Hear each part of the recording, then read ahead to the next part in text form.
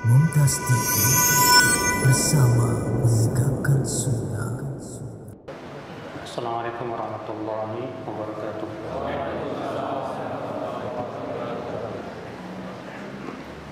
Alhamdulillah nahmaduhu wa nasta'inuhu wa nastaghfiruh wa na'udzu billahi min shururi anfusina wa min sayyiati a'malina. Man yahdihillahu fala mudilla lahu wa man yudlil fala hadiya lahu. Wa asyhadu an la ilaha illallah wahdahu la syarika lahu wa asyhadu anna Muhammadan abduhu wa rasuluh. Qala Allah Ta'ala fi kitabihil karim, ya ayyuhalladzina amanu taqullaha haqqa tuqatih wa la tamutunna illa wa antum muslimun, amma ba'd. Fa inna asdaqal hadits kitabullah wa khairal hadi hadi Muhammadin sallallahu alaihi wasallam wa syarrul umur muhdatsatuha wa kullu muhdatsatin bid'ah wa kullu bid'atin dhalalah wa kullu dhalalatin finnar. Saudaraku sekalian, alhamdulillah kembali kita bertemu pada kajian di sore hari ini dengan tema yaitu hakikat kemenangan. Dan tema ini sangat penting sekali, Pak. Setiap kita pasti pengen menang, ya. Kalau antum punya grup sepak bola, antum mau nggak? Pasti ada berharap supaya tim antum menang, ya tidak? Antum main apa? Badminton. Pasti ada keinginan untuk menang, ya tidak? Keinginan menang itu dalam pribadi kita selalu ada. Dalam segala permasalahan. Antum punya partai, pengen menang nggak partainya?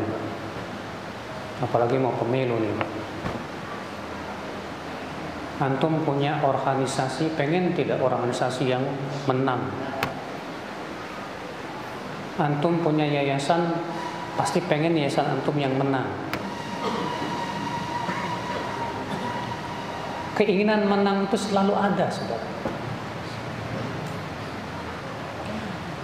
Yang namanya menang dan kalah itu, Pak, akibat adanya persaingan.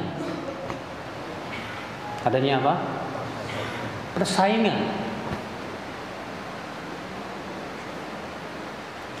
Saudaraku seiman, azani Allah wa iyyakum. Semua kita ingin menang.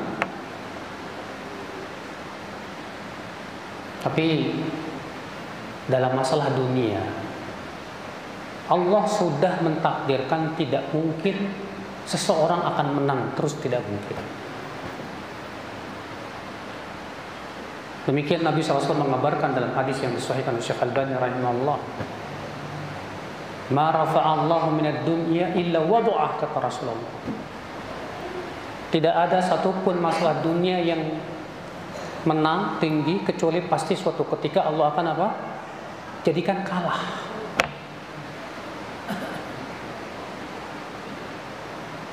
Dalam dunia persepak bolaan ada tim yang selalu menang, Pak. Tapi ada masanya kalah tidak, Pak? Ada masanya kalah.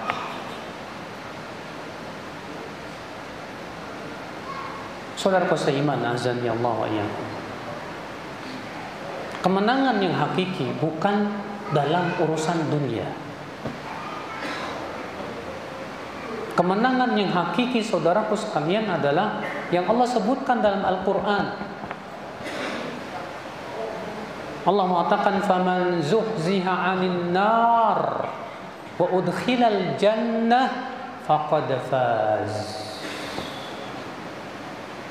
Siapa yang diselamatkan dari api neraka dan dimasukkan ke dalam surga, sungguh ia telah menang. Masya Allah. Ini kemenangan yang benar. Ini hakikat kemenangan, saudara.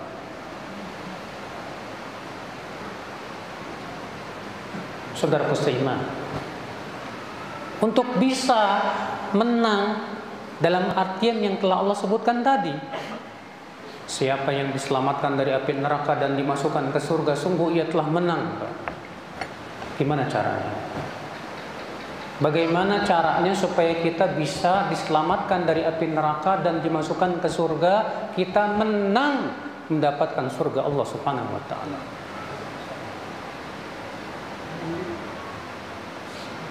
Al-Imam Ibnu Qayyim sudah menjelaskan. Pangkal kemenangan itu ada pada diri kita sendiri. Kemenangan yang hakiki tadi akan kita raih kalau kita bisa memenangkan pertandingan kita melawan diri sendiri. Ya, melawan diri sendiri dulu. Kan disebutkan dalam hadis yang disahihkan oleh Syekh Al-Albani rahimahullah, yang hadis tersebut dikutip oleh Al-Imam Ibn Najjar dari hadis Abu Dzar. Wa Nabi sallallahu alaihi wasallam bersabda apa? Al-mujahidu man jahada nafsahu li ta'atillah.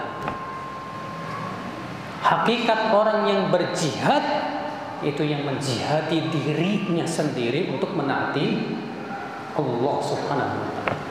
Dan artian lain Nabi mengatakan afdalul jihad an tujahid hawaka li ta'atillah. Jihad yang paling utama kata Rasulullah, kamu jihadi hawa nafsumu untuk menaati Allah Rabbul Alamin. Tapi Pak, kita ini Pak seringkali kalah oleh diri kita sendiri, kalah oleh syaitan yang berusaha untuk menyesatkan diri kita. Makanya sungguh benar pepatah sebagian yang mengatakan rahimallahu mra'an a'rafa qadra nafsih. Semoga Allah merahmati orang yang tahu diri, mengenal diri kita sendiri, kenal siapa kita, jiwa kita, hawa nafsu, manusia punya jiwa. Yang namanya jiwa kita ini punya apa? Hawa nafsu. Punya apa lagi? Syahwat. Syahwat berhubungan dengan apa, saudaraku? Harta, tahta, wanita, apalagi dunia. Berhubungan dengan dunia.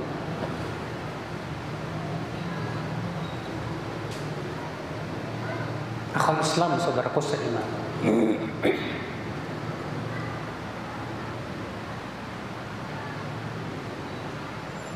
Manusia punya ego nggak? Ya, ego pasti. Semakin tinggi kedudukannya, egonya semakin tinggi, Mas. Ya dong. Kalau kamu sebagai seorang gubernur punya ego lebih tinggi dong. Kamu sebagai lurah aja, Masya Allah, punya ego, Pak. Tapi terkadang, Pak, maaf ya, ego ini suka muncul, Pak.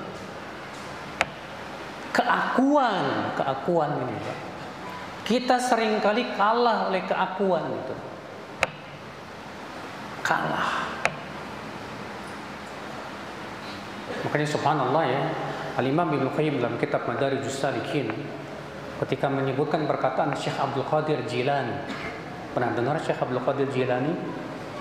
Insyaallah semua kita sering dengar ya.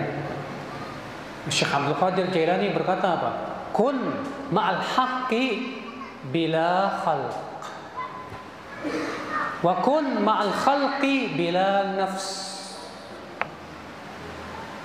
Hendaknya kamu saat bersama Allah tanpa ada campur tangan makhluk.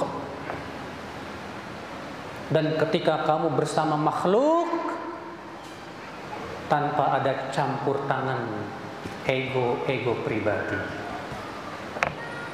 Kata Ibnu Qayyim, subhanallah, kalau kita perhatikan ucapan Syekh Abdul Qadir Jilani ini, sungguh luar biasa sekali. Saat kita beribadah kepada Allah, bermunajat kepada Allah, jangan masukkan makhluk dalam hati kita. Makhluk tuh banyak. Makhluk tuh orang, makhluk tuh apa? Mobil, makhluk apa lagi Pak? Makanan, makhluk.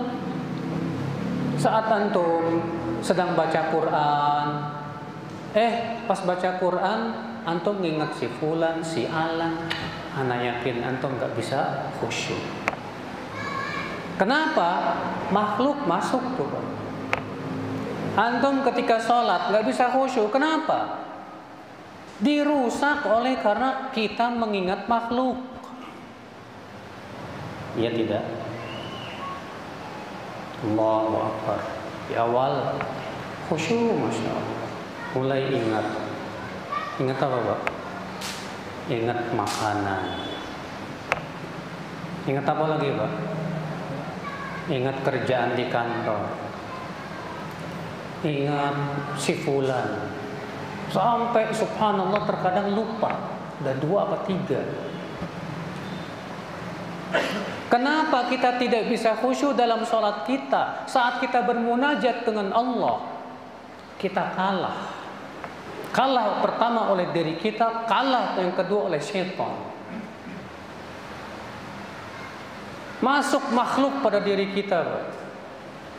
Makhluk yang seharusnya kita fokus mengingat Allah. Saat kita bermunajat, fokus kita kepada Allah. Ternyata saat makhluk itu masuk ke dalam hati kita itu Pak, itu merusak ibadah kita. Kita aja kan sering kalah kan dalam sholat kita kan. Sering nggak Pak? Banget. Siapa di antara antum, saya tantang ya, ini tantangan dari saya nih. Siapa di antara kita yang 2 rakaat dari takbiratul ihram sampai salam khusyuk terus? Ada?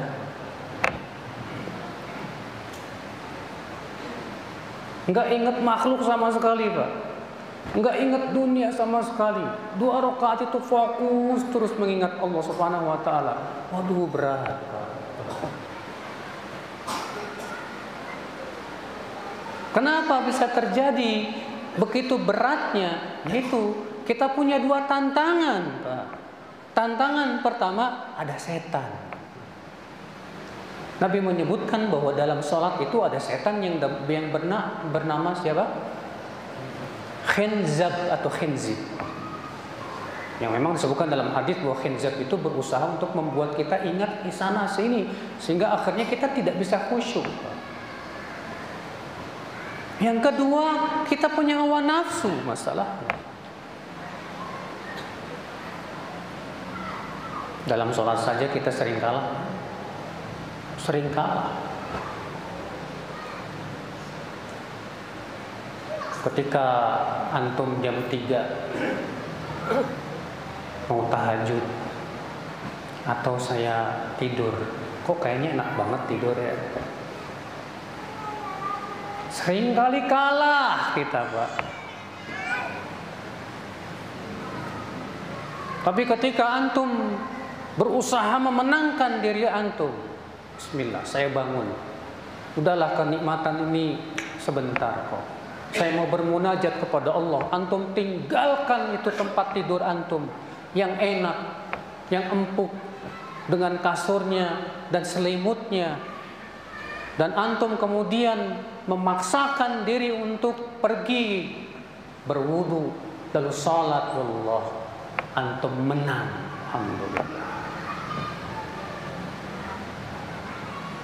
Tapi setan tidak akan pernah berhenti, Pak. Kemenangan yang harus kita lakukan, jangan sekali-kalinya alhamdulillah kali ini menang, belum tentu besok menang, Pak. Mungkin besok setan yang menang, Pak. Subhanallah. Ketika antum marah, sering nggak kita kalah oleh kemarahan kita, Pak? Hah? Sering. Ketika kita marah sama si fulan, sama si alan, nggak suka sama dia, sering kali disitulah Pak, Masya Allah, muncul ya ego-ego kita, muncul hawa nafsu kita, sehingga kita melakukan berdasarkan kepada kemarahan, bukan karena Allah Subhanahu wa Ta'ala. Kalah kita. Ketika antum berselisih sama teman, sering kali kalah tidak Pak? Gara-gara antum berselisih sama teman, mungkin misalnya masalah dunia. Kebanyakan teman-teman itu perselisihannya di mana-mana gara-gara apa coba Pak? Dunia. Yang satu punya yayasan, yang satu bikin yayasan baru. Oh lu kurang ajar, bikin saingan. Akhirnya apa Pak? Gara-gara inilah kemudian kalah.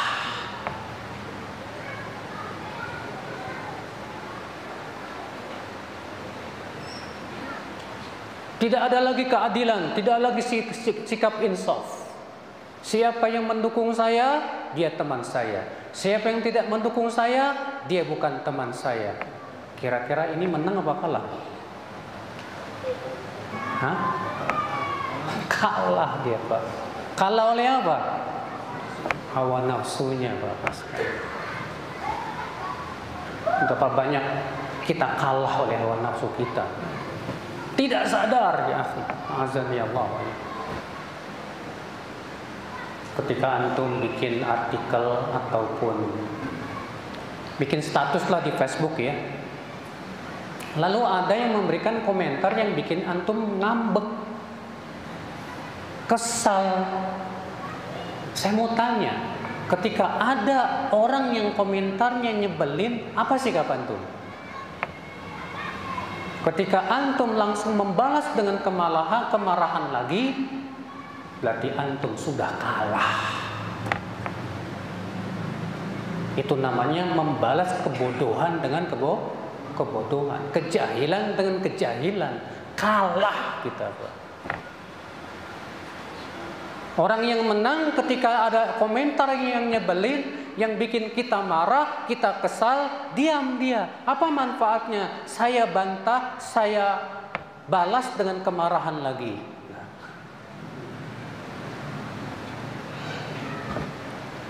Maka saat marah itu dia tidak berani mengetik Pak.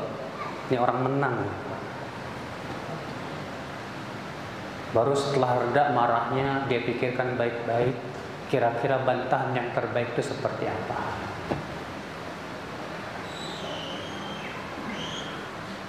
Nah, saudaraku sekalian, azan ya Allah, kita butuh seperti ini, memenangkan iman kita di atas hawa nafsu kita ya akhwat Islam, memenangkan akal kita di atas apa? Hawa nafsu dan syahwat kita akhwat Islam, azan ya Allah. Karena akal kita sering kali kalah Pak. Iman kita sering kali kalah. Allah ya akhwal Islam, bagaimana mungkin kita akan mendapatkan kemenangan yang Allah sebutkan tadi? Faman zuhziha 'anil nar wa udkhilal jannah faqad faz. Siapa yang diselamatkan dari api neraka dan dimasukkan ke dalam surga, dia telah menang.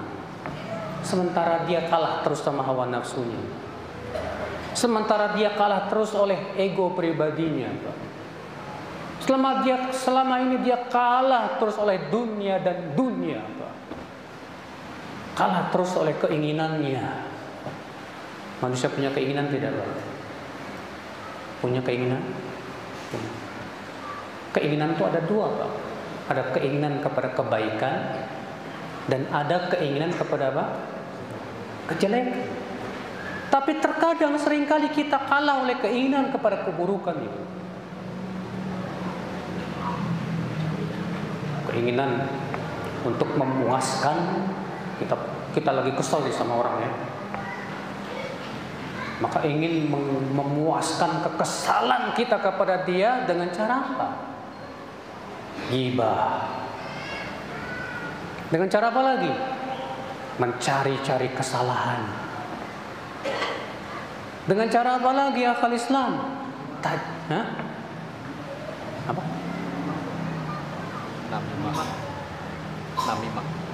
Namimah. Masya Allah. Mengadu domba. Lihat saudaraku sekalian. Makanya ya akal Islam, saudaraku seiman, azan ya Allah. Penting sekali ya akhi, agar kita menjadi orang-orang yang menang dengan kemenangan yang hakiki. Jangan sampai seperti yang dikatakan oleh subhanallah ya, kata Syekh Abdul Qadir Jailani tadi, wa kun ma'al khalqi bilan nafs. Dan saat kamu bergaul dengan makhluk, kosongkan dirimu dari ego pribadi.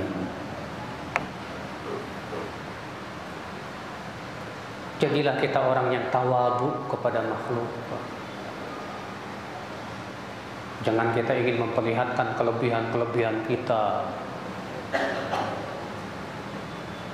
Saat kita ingin memperlihatkan kelebihan kita, nih saya sudah hafal Arba'in Nawawiyah. Nih saya sudah hafal Al-Quran 30 juz. Nih saya sudah duduk di majelis para ulama-ulama dan ustadz-ustadz besar. Nih saya, wah nih ananiyahnya muncul. Saat itulah ya akhul Islam pasti akan muncul apa? Ujub, sombong, meremehkan orang. Hakikatnya dia kalah oleh dirinya sendiri. Nah wallahi akhul Islam, orang yang menang justru dia berpikir, kelebihan yang Allah berikan kepada saya pemberian dari Allah, bukan untuk disombongkan, bukan untuk menimbulkan ujub. Maka ia segera tawadhu. Dia segera merasa bahwa dirinya itu banyak dosa. Dia tidak pernah merasa dirinya lebih baik daripada temannya. Akal Islam, saudaraku seiman, azan ya Allah. Perasaan ya akhi ingin menang dalam masalah dunia itu tercela. Antum berdebat sama teman, kalau antum tujuan debatnya pengen menang, gak bakalan selamanya antum dapat kebenaran. Gak mungkin antum dapat kebenaran kalau debatnya antum sama teman tujuannya untuk apa? Menang. Sebab yang namanya orang manusia hujah terkadang bisa jadi dia di atas kebenaran, terkadang kita yang di atas kebenaran. Makanya Imam Syafi'i rahimahullah berkata, "Mana qashtu ahadan illa wa inni aqul." Tidaklah aku berdialog dengan seseorang pun kecuali aku berdoa kepada Allah. Allahumma ya Allah. Ya. In kuntu 'alal haqqi ajril haqq 'ala lisani. Tolong ya Allah, alirkan kebenaran pada lisan dia. Jika aku di atas kebenaran, dia ikut aku. Dan jika ia di atas kebenaran, maka aku akan ikut dia. Karena tujuannya untuk mencari kebenaran. Kalau sudah seperti ini tujuannya mencari kebenaran, insya Allah dia dapat kebenaran. Tapi kalau tujuannya untuk mencari kemenangan, alas, nggak dapat dia kebenaran. Ya akhi saudaraku seiman, azan Allah. Antum sama istri kalau berantem pengen menang, istri pengen menang, suami pengen menang, khalas. Ada piring terbang, bahkan saling mencaci, saling menjelekan, ujung-ujungnya apa? Cerai. Kenapa? Karena masing-masing pengen menang. Nggak ada yang nggak mau disalahin, nggak mau. Sifat seperti ini kira-kira terpuji nggak sih Pak? Coba pikirkan secara akal kita yang sehat Pak. Karena manusia itu diberikan oleh Allah akal tidak Pak? Manusia diberikan oleh Allah akal Pak, untuk berpikir. Dan akal butuh cahaya ilmu Pak. Kita pikirkan Pak. Apa manfaatnya kita ingin mempertahankan ya pendapat kita yang bisa jadi kita salah kalau ternyata tidak punya hujah hanya karena untuk mendapatkan kemenangan. Ya akhal Islam, saudaraku sekalian, azan ya Allah.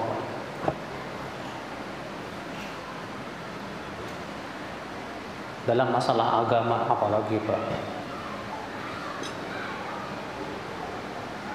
terkadang si fulan punya hujah, yang satu punya hujah. Pasti yang satu pengen memenangkan hujahnya dan pendapatnya, yang satu pun juga ingin memenangkannya. Akhirnya apa yang terjadi? Yang menang itu adalah yang betul-betul tujuannya mencari ridho Allah Subhanahu wa ta'ala. Yang kalah ya akhal Islam, yang ia tujuannya hanya untuk mencari kemenangan pribadinya saja dan pendapatnya, itu pasti kalah, saudaraku sekalian. Jadi inilah hakikat daripada kemenangan ya. Jadi pondasi utama untuk kita bisa meraih kemenangan, menang terhadap diri sendiri, menang terhadap ego pribadi, menang terhadap syahwat yang terlarang, menang terhadap hawa nafsu. Kalau kita bisa menang itu di atas itu semuanya, subhanallah. Allah ya akhwal Islam, kita akan mendapatkan janji Allah tadi, faman zuhziha 'anil nar wa udkhilal jannah faqad faz. Semua kita ingin itu ya akhwal Islam, azan ya Allah.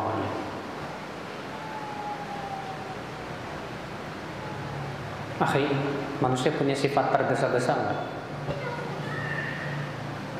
Antum secara yang antum telah pelajari, tergesa-gesa itu tercela apa terpuji? Hah? Ada disebutkan dalam hadis al-ajalatu minasyaiton. Tergesa-gesa itu termasuk apa? Dari setan ya kan? Tapi banyak di antara kita ternyata kalau oleh tergesa-gesa Pak. Ada orang sholat tarawih tergesa-gesa Pak. Pengen segera cepat selesai. Antum melihat di YouTube ada sholat tarawih tercepat di dunia. Kenapa? Kalah oleh tergesa-gesa. Kok tergesa-gesa banget, mau kemana sih?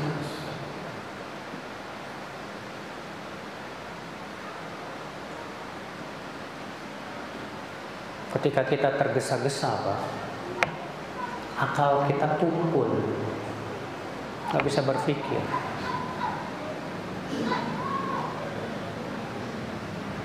Saudaraku seiman, azan ya Allah,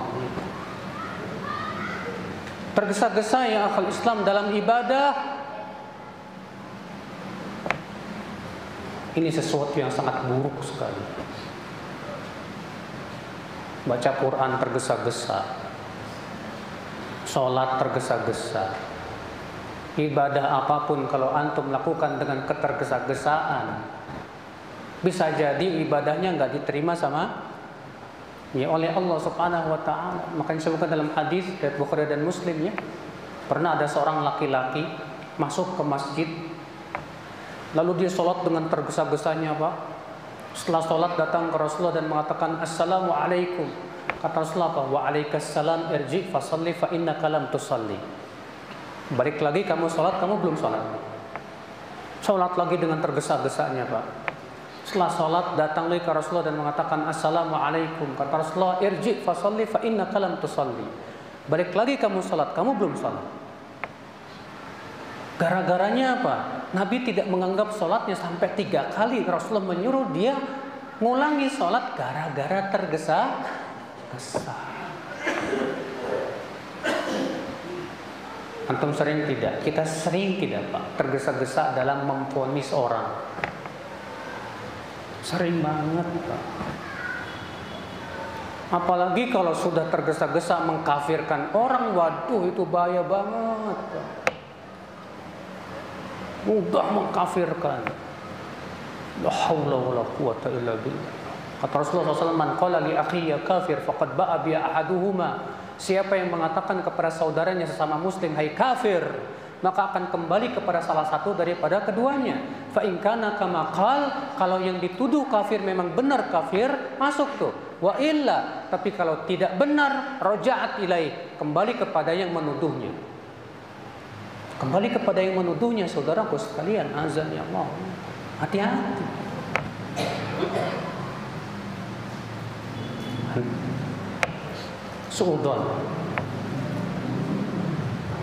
Suudzon yang sudah antum pelajari terpuji apa tidak?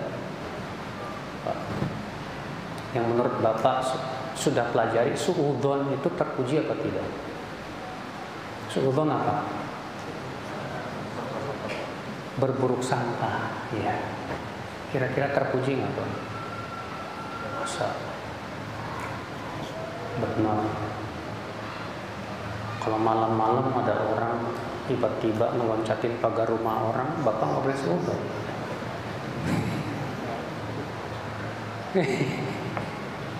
Ya, suudzon ada yang boleh, ada yang tidak boleh. Suudzon yang tidak boleh itu berburuk sangka kepada saudara kita sesama muslim tanpa ada sebab. Sesama muslim, apalagi kita tahu dia orangnya Masya Allah, ya, akidahnya bagus, dia berusaha ngikutin sunnah Nabi, dia berusaha untuk menjalankan perintah Allah, menjauhi larangan-larangannya. Tahu-tahu kita suudzon tanpa sebab. Suudzon ya akhal Islam.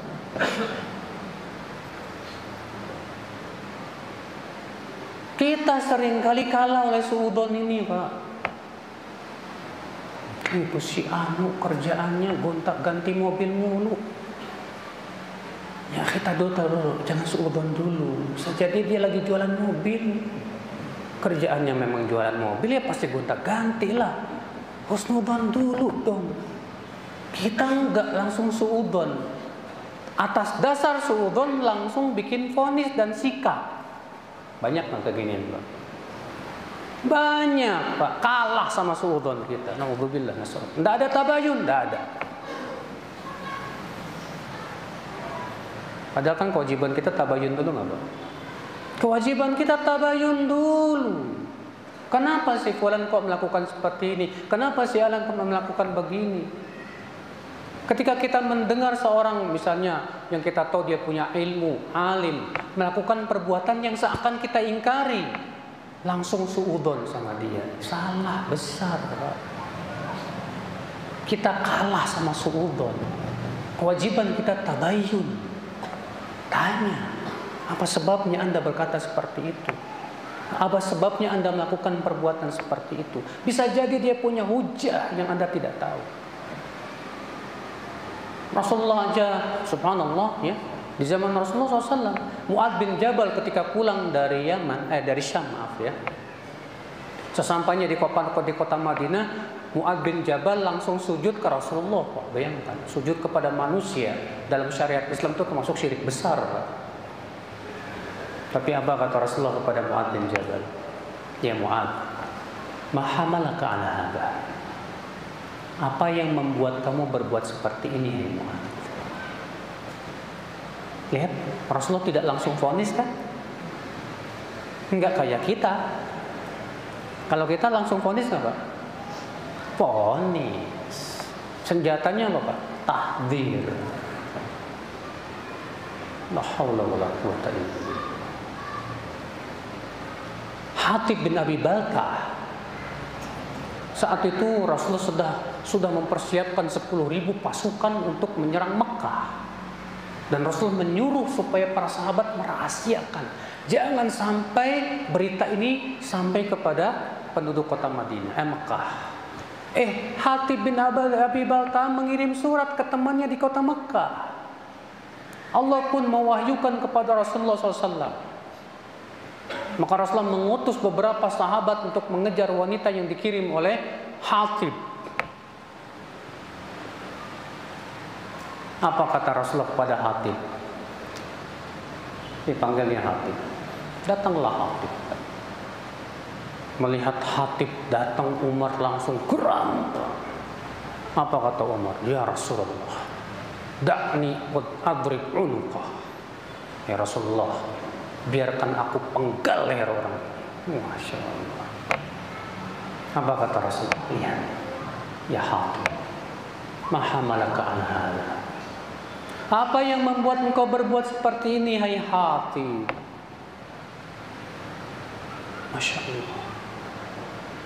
Rasulullah tidak tergesa-gesa langsung memberikan apa? Atas dasar suudzon, tidak. Rasulullah tahu Hatib seorang yang ikut perang Badar. Dan orang yang ikut perang Badar telah dipuji oleh Allah Subhanahu wa taala. Maka Rasulullah SAW tabayun dulu, tanya dulu kepada Hatib, apa alasannya? Kenapa kamu melakukan seperti itu?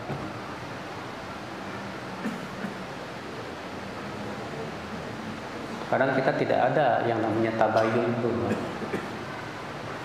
Senjata pamungkas kita ya tadi, langsung memvonis dan mengambil apa? Sikap selesai. Lalu kemudian menegakkan permusuhan atas dasar itu. Loyalitas dan permusuhannya atas dasar itu. Ya akhi, ingat loh, semua vonis yang kita telah vonis kepada seseorang akan ditanya oleh Allah nanti pada hari kiamat. Persiapkan jawabannya. Ketika kamu memvonis si fulan sesat, ketika kamu memvonis si fulan bukan ya salafi atau bukan ahlu sunnah dan yang lainnya, siapkan dari sekarang jawabannya ketika Allah tanya kamu nanti pada hari kiamat. Karena Rasulullah bersabda, man qala fi akhihi ma laysa fihi adkhalahu Allahu radghatal khabal hatta yakhruja mimma qala. Siapa yang menuduh saudaranya dengan tuduhan yang ternyata tidak ada pada dirinya, Allah akan masukkan ia ke dalam apa? Radghatal khabal, nanah dan darahnya penduduk api neraka, sampai ia membawakan hujah alasan terhadap vonisnya tersebut. Memangnya itu perkara mudah apa? Ya akhi, jangan pernah kita berani menuduh si fulan wa'alan menyimpang sesat tanpa ada hujah, tanpa ada alasan yang nyata. Persiapkan. Tapi kita seringkali kalah, Pak, karena ketidaksukaan itu. Karena si fulan bikin saingan, lapak saya dilebut sama dia, Ustaz. Gara-gara rebutan lapak, Pak, besoknya nggak mau teguran, nggak ada lagi salam wala kalam, apalagi to'am. Subhanallah, ajib. Lama-lama akhirnya Bapak, atas dasar kebencian itu dia cari-cari kesalahannya. Ketika ketemu kesalahannya, gembiralah dia. Oh, kira-kira menurut antum sikap ini benar nggak? Saya yakin semua orang yang berakal akan menganggap sikap ini salah. Tapi kita sendiri sering salah, sering kalah, maaf. Sering kita jatuh kepada sikap-sikap seperti ini, saudaraku sekalian, azan ya Allah.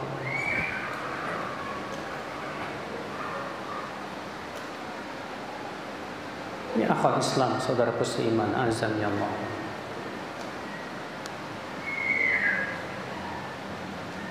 Kita ada cinta dunia tidak, Pak? Siapa sih nggak cinta dunia? Bohong kalau ada orang yang berkata saya nggak cinta dunia. Gak mungkin. Sebab kalau nggak cinta dunia, dia nggak bakalan mau makan, nggak bakalan mau kawin. Karena dia menikah karena ada rasa cinta, ya tidak? Dia cari duit karena ada cinta kepada fulusnya, tidak, Pak? Cuma masalahnya, Pak, ada yang menang terhadap cinta dunianya dan ada yang kalah oleh cinta, Pak, dunianya tersebut. Yang menang karena dia sadar bahwa dunia itu halalnya mendatangkan hisab dan haramnya mendatangkan apa? Azab. Sadar dia, Pak, dunia sesuatu yang subhanallah akal Islam yang akan bisa memperberat hisabnya nanti pada hari kiamat. Sehingga cinta dunia ini tersebut, Pak, akal Islam selalu dia kalahkan. Makanya sedekah itu disebut oleh Rasul burhan. Burhan itu artinya apa? Bukti. Bukti apa kata Imam Nawawi? Bukti akan keimanan dia. Kenapa disebut bukti iman, Pak? Karena yang namanya manusia pasti cinta harta, ya tidak? Ketika hartanya yang ia cintai dia sedekahkan, itu kan bukti akan keimanan dia kepada Allah Subhanahu wa taala. Masya Allah. Salafus saleh beda dengan kita, jauh sekali. Salafus saleh terdahulu semakin mencintai harta, semakin malah diinfakkan. Kalau kita, yang kita infakkan yang kita tidak sukai. Nah, kenapa? Karena salafus saleh memang orang-orang yang menang terhadap cinta dunia ini. Sementara kita seringkali kalah oleh cinta apa? Dunia. Tenaran. Antum pengen tenar nggak? Menurut antum pengen tenar itu terpuji apa enggak? Yang antum sudah pelajari, pengen tenar itu terpuji apa enggak? Hah? Pada diem nih. Pengen masyhur, pengen tenar, yang sudah antum pelajari itu bagus apa enggak? Hah? Ada yang bilang bagus, ada yang bilang enggak.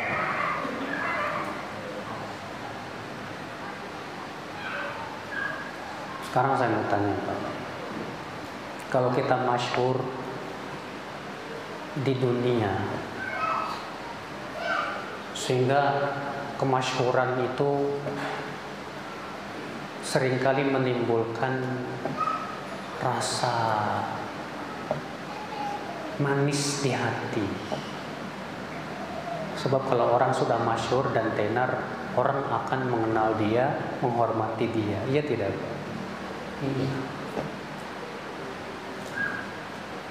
Ya, akhi, masyhur di hadapan manusia dan penduduk dunia itu kurang bagus. Yang bagus itu masyhur di hadapan penduduk langit.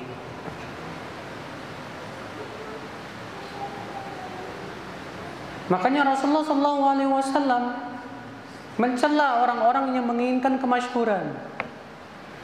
Sebutkan dalam hadis yang sahih, Rasulullah SAW bersabda, Bapak, kata Rasulullah SAW, inna likulli amalin syirra wa likulli syirratin fatrah, fa in kana sahibuhu saddada wa qaraba farjuh, wa in usyira ilaihi bil banan fala ta'udduh. Setiap amal ada masa semangat.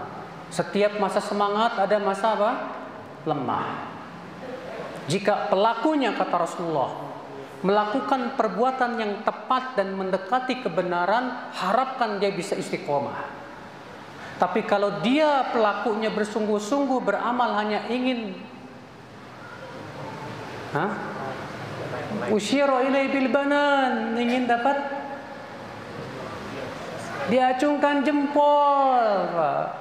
Kata Rasulullah, fala ta'uddu, jangan dianggap baik orangnya.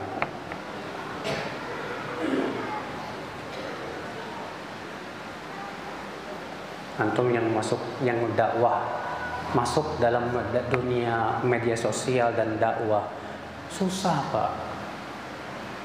Kalau melihat yang jempolnya dikit, lemas. Tapi kalau yang ngelihat nge-like-nya banyak, wah, Masya Allah. Apalagi kalau yang nge-like-nya banyak terus. Jangan-jangan saya ulama ini. Udah, mulai itu.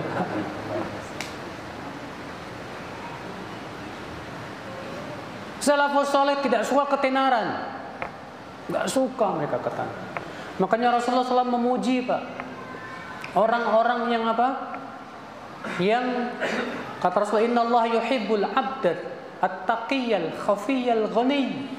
Allah cinta kepada hamba yang bertakwa, tersembunyi dan kaya hatinya. Masya Allah. Takwa dia, tersembunyi, kata para ulama, dia tidak suka ketenaran. Dalam hadis yang lain Rasulullah SAW sabda apa? Tahukah kalian siapa itu penduduk surga? Ahlul jannah. Siapa penduduk surga? Bagaimana sifatnya? Sudah masuk Isya? Baik. Kita lanjutkan setelah Isya atau gimana Pak? Lanjut? Baik, insyaallah kita lanjutkan setelah sholat Isya ya. Billahi taufik. Assalamualaikum warahmatullahi wabarakatuh.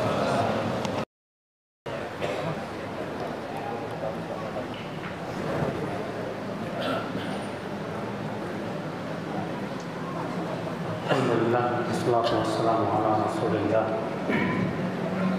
Nabiyina Muhammad wa ala alihi wa sahbihi wa man wala. Wa asyhadu an la ilaha illallah wahdahu la syarika lah wa asyhadu anna Muhammadan abduhu wa rasuluhu amma ba'd. Kita lanjutkan lagi ya. Jadi akhi, sudah kita sebutkan tadi bahwa hakikat kemenangan itu adalah kita menang terhadap diri kita sendiri.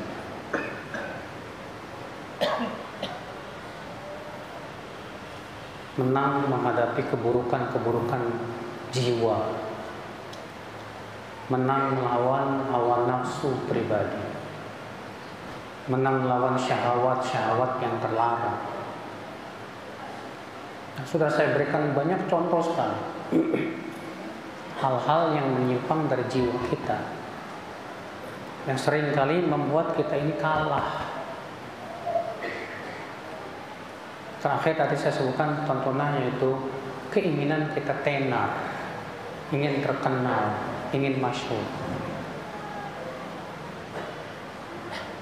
Masyhur dengan ilmu lah, masyhur dengan ibadah lah, masyhur dengan kepandaian berbicara, dan yang lain. Semua ini perkara yang tercela ya Islam. Nabi SAW bersabda, atadruna man ahlul jannah, tahukah kalian siapa penduduk surga itu? Kata Rasulullah, kullu dha'ifin mutadha'if. Setiap orang yang lemah dan dianggap lemah. Maksudnya lemah gimana? Lemah badannya, sakit-sakitan? Bukan. Kata Syekh Utsaimin, ai dhaifun halu. Lemah statusnya. Artinya dia dianggap remeh sama orang. Karena dia nggak punya kedudukan. Ya. Dan dia tidak menginginkan ketenaran. Dia nggak mau, dia dirinya ingin mendapatkan pujian manusia, ucapan jempol, cap jempol dan yang lainnya. Dia tidak mengharapkan itu semuanya. Yang dia harapkan hanyalah wajah Allah Subhanahu wa Ta'ala saja. Walaupun terkadang Pak, kita yang ceramah ya berusaha pengen tidak tenar, ternyata tenar juga Pak. Gimana itu? Banyak asatidah kita ya, Masya Allah, yang kemudian apa? Jadi tenar, padahal kita yakin mereka juga tidak suka ketenaran. Maka itu fadlullah yu'tihi man yasha. Karunia yang Allah berikan, dan itu ujian buat dia.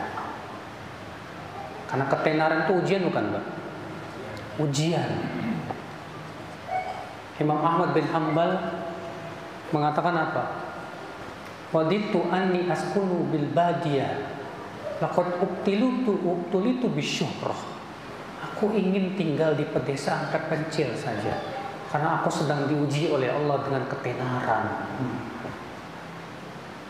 Ada orang yang diuji dengan ketenaran kalah, Pak. Makanya ketenaran itu malah menimbulkan kesombongan, rasa ujub, suka gila kehormatan. Ada lagi diuji oleh Allah ketenaran, tapi dia menang, Pak. Alhamdulillah. Dia tidak tertipu oleh ketenarannya sama sekali. Nah, saudaraku sekalian, azan Allah. Jadi ini yang pertama, Pak. Hakikat menang itu adalah menang menghadap diri sendiri, menghadapi syahwat kita, menghadapi hawa nafsu kita, menghadapi keinginan-keinginan bejat kita, menghadapi pikiran-pikiran buruk kita. Ini apa? HP. Banyak di antara kita kalah sama ini, Bang. Ya tidak?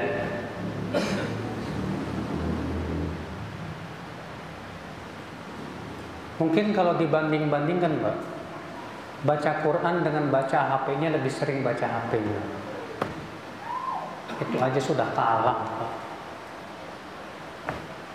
Sebagian syekh ditanya bagaimana keadaan salaf terhadap Al-Quran. Kata syekh itu apa? Seperti keadaan kalian terhadap HP kalian. Masya Allah. Kita masih kalah sama barang ini nih, Pak. Kita lebih asyik dengan media sosial, kita asyik dengan YouTube, kita asyik dengan gamenya. Sehingga apa yang terjadi ya akhal Islam? Allah cabut kenikmatan ibadah dari hati kita. Kalah kita sama. Baca Quran tidak nikmat lagi, lebih nikmat baca Facebook, baca WhatsApp. Ya Allah, kalau kita seperti itu berarti kita kalah. Kalah di akhir Islam. Antum punya hobi nggak? Setiap kita pasti punya hobi, Pak. Yang satu hobinya olahraga, yang satu hobinya kuliner, yang satu hobinya. Kalau hobinya mubah-mubah saja boleh, Pak. Cuman banyak orang yang kalah sama hobinya. Ada orang yang hobinya sepak bola. Hobi sepak bola ini tuh mengalahkan ibadah. Ada orang goes. Awal-awal goes sih niatnya benar, Pak, biar kuat ibadah. Lama-lama lebih kuat goesnya daripada ibadahnya. Goes bisa seharian dari pagi sampai malam bahkan pulang, Masya Allah. Baca Quran boro-boro. Ditanya ngapain? Biar kuat ibadah. Apaan ibadahnya tambah loyo kok. Goesnya tambah kuat. Gimana kan dia akan menang di akhir Islam? Kalah itu namanya.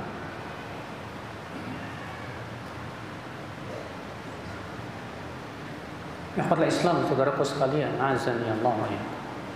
Kemudian yang kedua, hakikat yang menang musuh apa? Menang dalam ujian. Ingat, setiap kita yang mengaku dirinya beriman pasti diuji sama Allah. Ujian itu pasti datang, pasti itu. Allah tegas mengatakan dalam Al-Quran, وَلَنَبْلُوَنَّكُمْ بِشَيْءٍ مِنَ الْخَوْفِ وَالْجُوعِ وَنَقْصٍ مِنَ الْأَمْوَالِ وَالْأَنْفُسِ وَالثَّمَرَاتِ wa basyir sabirin. Sungguh di situ Allah menegaskan, kami pasti akan uji kalian dengan sedikit rasa takut, rasa lapar, kehilangan harta, ya, harta, benda dan buah-buahan. Wa basyir sabirin, kata Allah, berikan kabar gembira bagi orang-orang yang sabar. Diuji. Ada orang mau hijrah, saya Ustaz mau hijrah, mau meninggalkan pekerjaan saya yang ribawi. Masya Allah, bagus, luar biasa. Pas keluar Pak bingung cari kerjaan, usaha ini gagal, usaha ini gagal, ini gagal. Akhirnya berpikir balik lagi ke pekerjaan yang dulu. Ujian, ternyata gagal Pak, diuji sama Allah Subhanahu wa Ta'ala. Diuji dengan apa? Banyak ujian, Mbak. Diuji terkadang dengan kesusahan rezeki. Ujian bukan? Mempunyai ujian. Diuji dengan apa, Pak? Keluasan rezeki. Rezekinya luas, Pak. Sekarang pertanyaannya sama anak. Dari anak kepada kita sendiri, kita lebih senang diuji dengan kesusahan rezeki apa diuji dengan keluasan rezeki?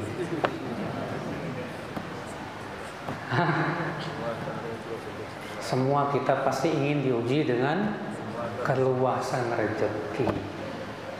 Pasti.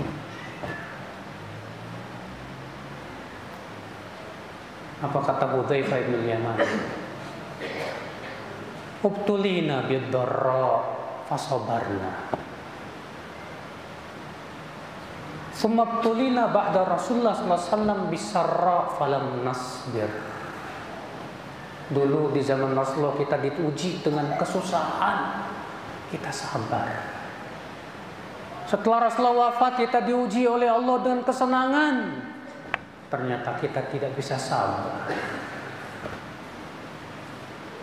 Memang kesenangan itu, Pak, ujian sebetulnya lebih berat daripada kesusahan. Kalau orang susah, mau tidak mau pilihannya cuma satu, sabar, udah. Tapi orang yang senang, Bapak punya duit banyak, Pak, bisa beli ini, bisa beli itu, oh Masya Allah. Di situ ujiannya berat, Pak. Karena ketika rezeki luas, berarti pintu-pintu syahwat terbuka semuanya. Ya tidak, Pak? Bisa beli HP yang super canggih, bisa melanglang buana. Belum lagi terkena penyakit sombong dengan harta. Belum lagi kita ngikutin syahwat yang membuai. Ternyata kita nggak sabar dengan ujian keluasan harta itu, Pak. Nggak sabar. Semakin banyak duit, ibadahnya semakin susah. Diajak ibadah bilangnya apa, Pak? Ya akhirat dunia itu harus 50-50, jangan akhirat dulu. Padahal kalau dirinya sendiri boro-boro, Pak. Jadi antum lebih senang mana, Pak? Diuji dengan kesusahan apa dengan kesenangan? Jawaban yang paling benar adalah saya ngikutin kemauan Allah saja. Kalau Allah uji saya dengan kesusahan, saya mohon Allah berikan kepada saya kesabaran. Kalau Allah uji saya dengan kesenangan, saya mohon Allah berikan kepada saya rasa syukur. Itu yang benar. Karena yang kita harapkan dan kita itu pandang baik belum tentu di sisi Allah, Pak, baik. Iya. Saudara kesaiman azan ya Allah. Ujian seringkali membuat kita patah di jalan. Allah menyebutkan dalam Al-Quran, wa minan nasi, ya, Apa subhanallah, saya lupa ayatnya itu. Allah menyebutkan itu yang ala harf itu, nanti coba saya lihat dulu ya. Ini Allah katakan fa in asabathu khairun itma'anna bih wa in asabathu fitnatun inqalaba ala wajhi khasirad dunya wal akhirah. Kalau ditimpa kesenangan, imannya mantep. Kalau ditimpa ujian, kesusahan, kolep imannya, Pak. Dia merugi dunia dan akhirat. Ada yang kayak gitu, Pak. Diuji dengan kesenangan, imannya mantep. Diuji dengan kesusahan, imannya rusak. Ada yang kebalikan. Diuji dengan kesusahan, imannya mantep. Diuji dengan kesenangan, lupa sama Allah, lupa kehidupan akhirat. Ada nggak kayak gitu, Pak? Yang benar yang mana? Yang benar yang tetap kuat dalam dua keadaan. Saat senang bersyukur, saat susah bersabar. Ini dia orang yang menang ini. Makanya Rasulullah mengatakan apa? Ajaban li amril mu'min. Sungguh mengagumkan seorang mukmin itu, kata Rasulullah. In asabathu sarra syakar. Kalau ditimpa kesenangan bersyukur kepada Allah. Fakana khairan lah, itu jadi kebaikan buat dia. Wa in asabathu dharra sabar. Kalau ditimpa kesusahan dia bersabar, maka itu jadi kebaikan buat dia. Masya Allah. Sehingga kita tetap setia sama Allah. Sama Allah kasih kita kesenangan, kita setia sama Allah. Allah kasih kita kesusahan, setia sama Allah Subhanahu wa ta'ala. Ini orang yang menang. Diuji dengan apa lagi, Pak? Ya? Dengan perpecahan.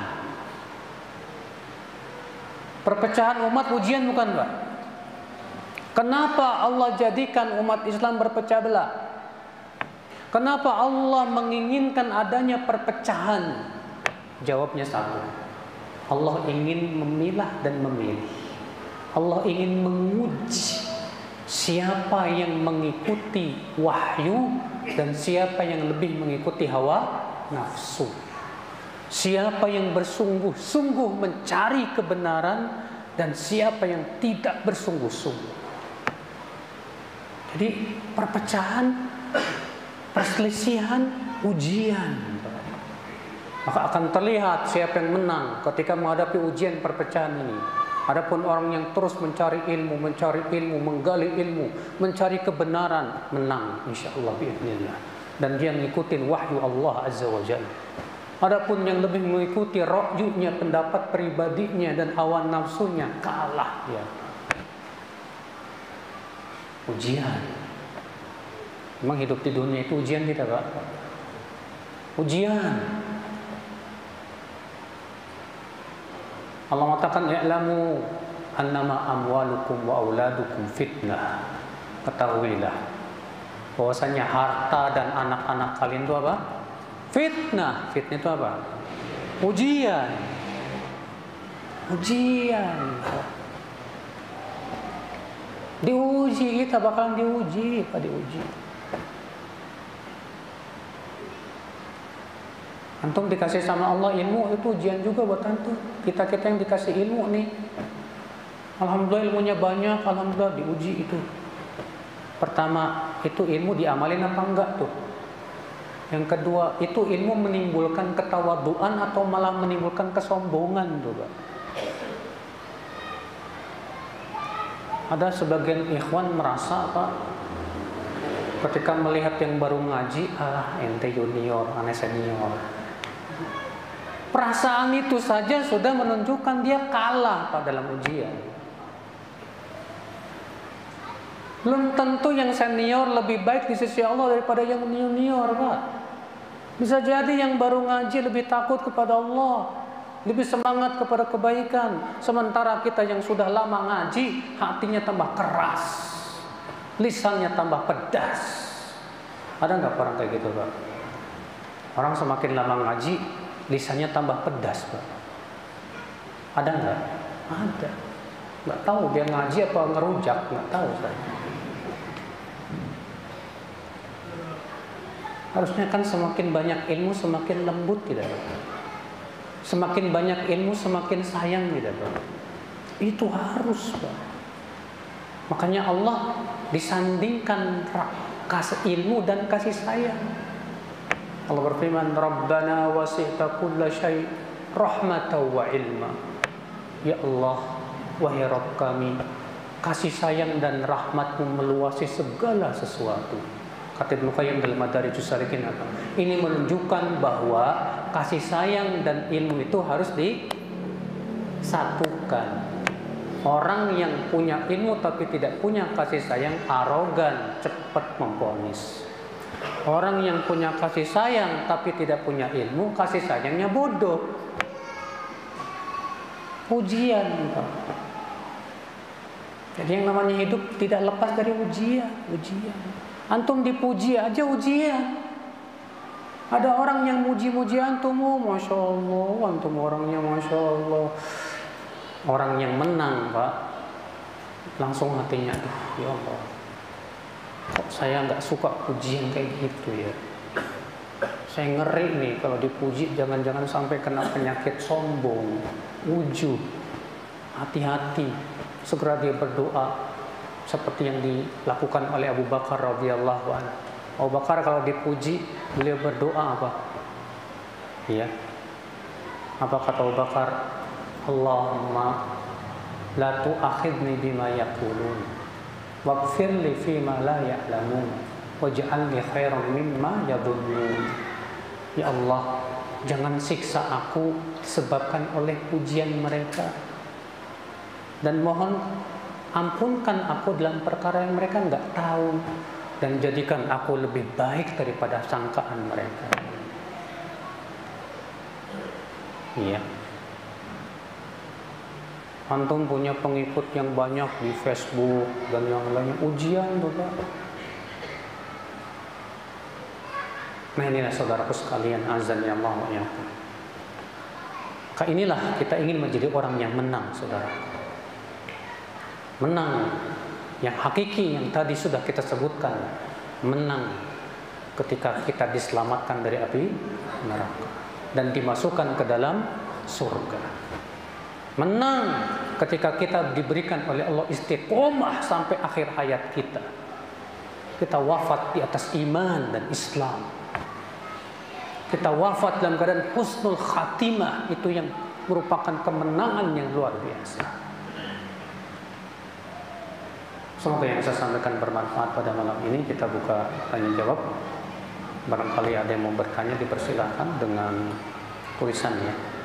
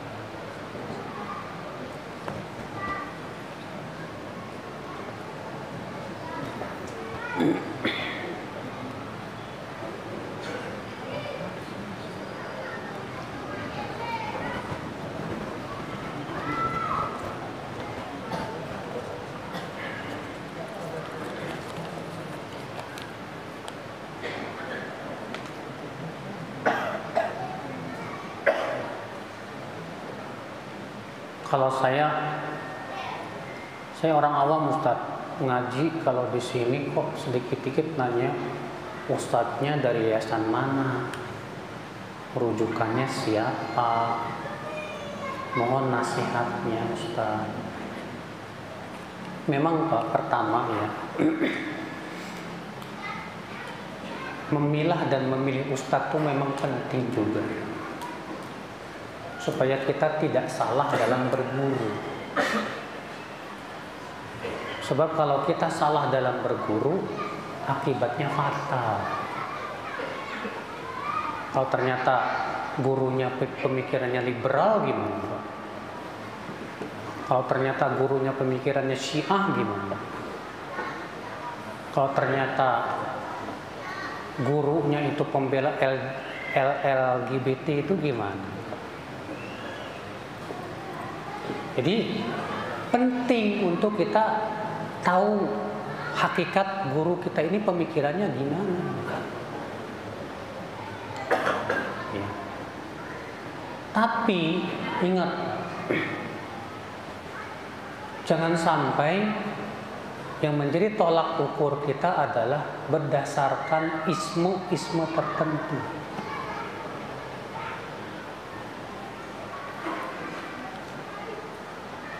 Parameter kita jelas adalah akidahnya benar nggak? Dari yayasan manapun, kalau akidahnya menyimpang, nggak boleh kita berguru kepada dia. Jangan sampai kemudian yayasan yang jadi parameter, Pak. Oh, yayasan si Anu ya, itu musuh yayasan saya itu. Maaf deh, itu bukan ustadz dari kami. Jadi parameternya yayasan. Ini hizbiyah. Ini hizbiyah. Kalau ternyata parameternya yayasan, parameter kita bukan yayasan. Parameter kita dia di atas akidah apa? Ahlussunnah, Khawarij, Mu'tazilah. Siapa yang diikuti? Allah dan Rasulnya dan sesuai dengan pemahaman sahabat? Ataukah dia mengikuti hawa nafsu dan pengikut orang-orang yang menyimpang? Itu parameternya. Adapun kemudian yayasan kita yang jadikan parameter, siapa yang ikut yayasan saya maka dia adalah Ahlus Sunnah. Siapa yang enggak sesuai dengan yayasan saya, ini yang dibenci oleh salafus saleh. Inilah penyebab utama hizbiyah, dan ini yang dilarang oleh Allah dalam Al-Quran. Allah mengatakan apa? Wala takunu minal musyrikin minal ladzina farraqu dinahum wa kanu syi'a kullu hizbin bima ladaihim farihun. Jangan kalian seperti orang-orang musyrikin, itu orang-orang yang memecah belah agama mereka sementara mereka berkelompok-kelompok. Lalu Allah menyebutkan di akhirat itu apa? Setiap kelompok berbangga dengan apa yang ada pada kelompoknya. Lihat, yang dibanggakan kelompoknya, ismenya. Ini salah besar. Timbangan kita bukan karena si fulan satu yayasan dengan saya, bukan. Tapi timbangan kita adalah akidahnya benar nggak? Ya. Itu penting saudaraku sekalian, azan Allah. Maka dari itu, ya betul, memang betul bahwa memilah dan memilih ustadz itu penting juga. Jangan sampai kita salah mengambil ilmu, tapi juga jangan sampai kita salah dalam memberikan parameter yang berakibat malah kita jatuh kepada sikap hizbiyah, ya, yang terlarang. Allah musta'an. Kalau saya pribadi, Pak, kalau ditanya tentang si fulan gimana, dan saya nggak kenal, saya akan jawab saya nggak tahu. Dan kata-kata saya tidak itu bukan celaan, itu murni memang saya tidak tahu. Iya, karena sebagian ikhwan nih, Pak, gara-gara Ustadz fulan aja nggak kenal, tuh dijadikan dalil seakan-akan itu sebagai celaan. Ajib. Padahal subhanallah, murid itu lebih hebat memvonis daripada gurunya. Gurunya nggak berani memvonis, murid udah langsung memvonis sana sini tuh. Wow, masya Allah. Ajib. Memang kalau baru belajar silat petantang petenteng ya. Tapi kalau antum lihat yang udah bannya ban hitam dan 2 dan 3 biasa aja. Orang semakin dalam ilmunya semakin paham gimana harus bersikap. Ya.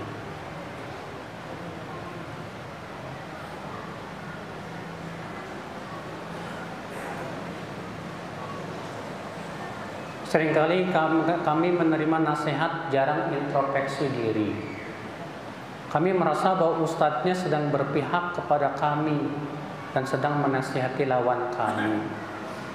Nah ini penyakit gitu. Di antara penyakit kita apa? Ketika mendengarkan ceramah ustadz, yang kita pikirkan apa?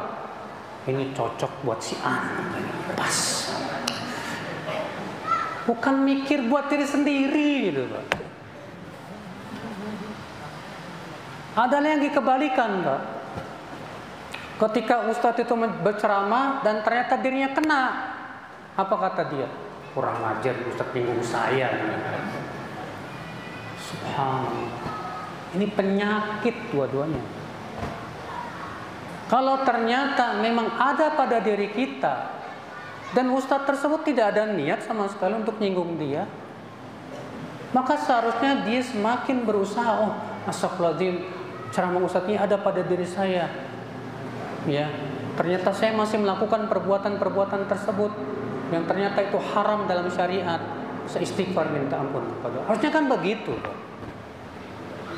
Ketika ternyata kita mikir, wah ini ceramah pas nih buat si Anu, harusnya kita mikir juga, gimana dengan saya? Kira-kira ada nggak pada diri saya? Kalau dia tidak ada, alhamdulillah, pujilah Allah atas nikmat tersebut. Yang kedua, doakan temanmu supaya dia dapat hidayah. Bukan kemudian antum malah puas tuh kena loh. Di mana persaudaraan kita sebagai sesama muslim? Bukankah Rasulullah mengatakan la yu'minu ahadukum hatta yuhibba li akhihi ma yuhibbu li nafsi minal khair. Tidak beriman seseorang dari kalian sampai ia menyukai untuk saudaranya apa yang ia sukai untuk dirinya dari kebaikan. Antum mau enggak kesalahan antum ditertawakan orang? Mau enggak? Kalau antum tidak mau kesalahan antum ditertawakan orang, jangan suka mentertawakan kesalahan orang lain. Ya akhi, persaudaraan muslim ini yang mengharuskan kita saling menguatkan, saling menasihati. Cuman masalahnya ketika yang dinasihatinya itu gak mau nerima nasihat, susah, Pak. Yang pintar memberi nasihat tuh kayak saya ini banyak, Pak. Yang jarang tuh yang pintar menerima apa? Nasihat. Iya.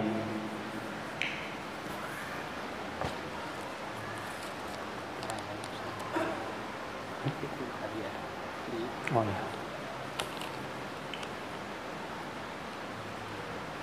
Bagaimana tips supaya masuk surga dan sukses di dunia seperti Abdurrahman bin Auf?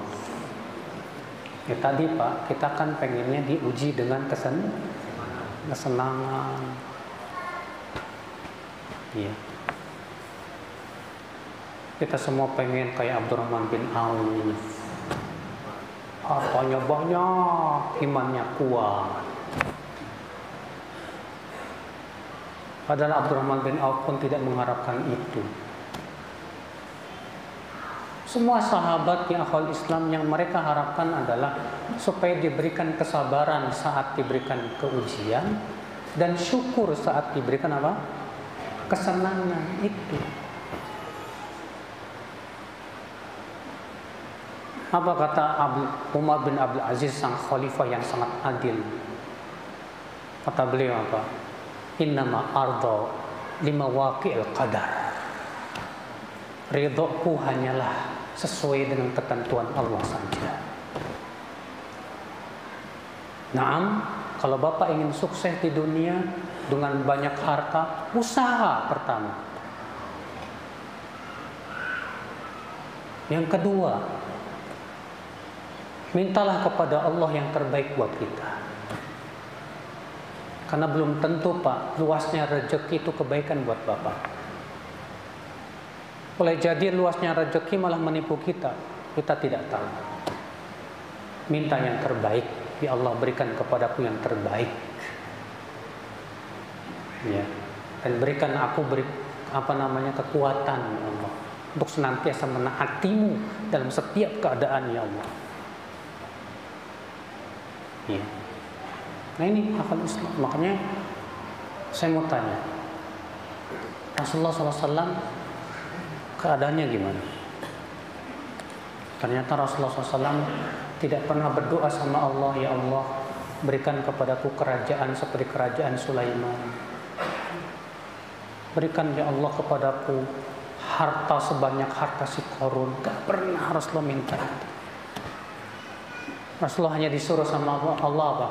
Wa qur rabbi zidni ilma. Katakan, ya Rabb, tambahkan untukku ilmu. Itu yang terbaik, Pak. Ya. Ini ada hadiah nih, Pak.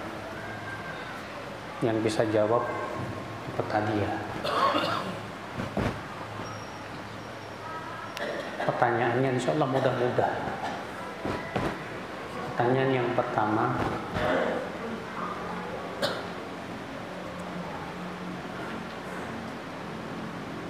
saya sudah sebutkan tadi dalam Al-Quran, hakikat kemenangan itu apa?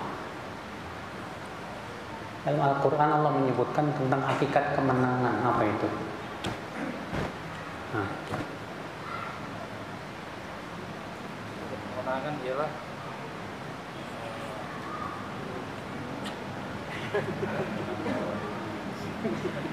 siapa yang diselamatkan oleh Allah dari api neraka dan dimasukkan ke dalam surga.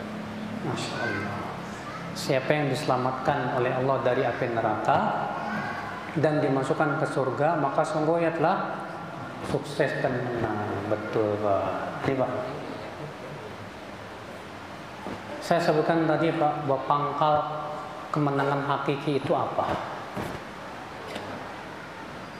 Agar kita bisa menang. Ya, melawan diri sendiri. Betul, kasih, Pak.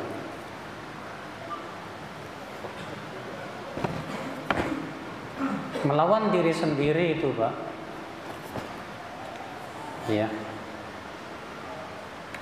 Maksudnya bagaimana? Tidak mengikutkan hawa nafsu setan. Kurang. Tidak ego, Ustaz. Hah? Tidak ego. Melawan Ego. ego. Kurang. Menjauhi hawa nafsu dalam ketaatan kepada Allah. Masih ada yang lain?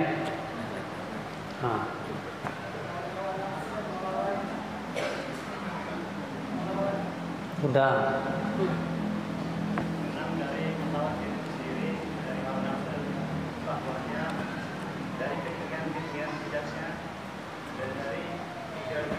Ya, bagus. Intinya dari semua keburukan jiwa kita. Dari semua apa? Keburukan jiwa kita. Makanya Rasulullah SAW berlindung dari keburukan jiwa. A'udzubika min syarri nafsi wa syarri syaitan wa syirki. Aku berlindung kepada Engkau ya Allah dari keburukan diriku dan keburukan setan dan kesyirikan. Karena ini semua pangkal daripada apa? Kerusakan diri, Pak. Keburukan diri, keburukan setan dan kesyirikannya. Kemudian di antara makna menang, hakikat menang dalam apa, Pak? Apa? Salah. Menang melawan ujian, kan? Ya, menang dalam menghadapi ujian. Sahih, betul. Tadi saya sebutkan perkataan Hudzaifah tentang ujian. Ada yang ingat nggak?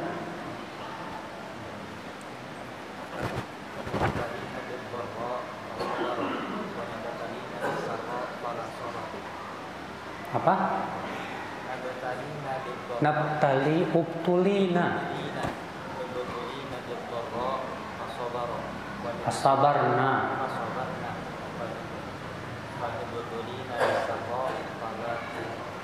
Sumabtulina ba'da Rasulullah SAW bisarra falam nasbir. Masya Allah. Apa artinya? Dengan kesusahan maka kami bisa bersabar. Setelah Rasulullah SAW wafat dan diuji dengan kesusahan, tapi kami tidak mampu. Iya. Bagus. Yang terakhir.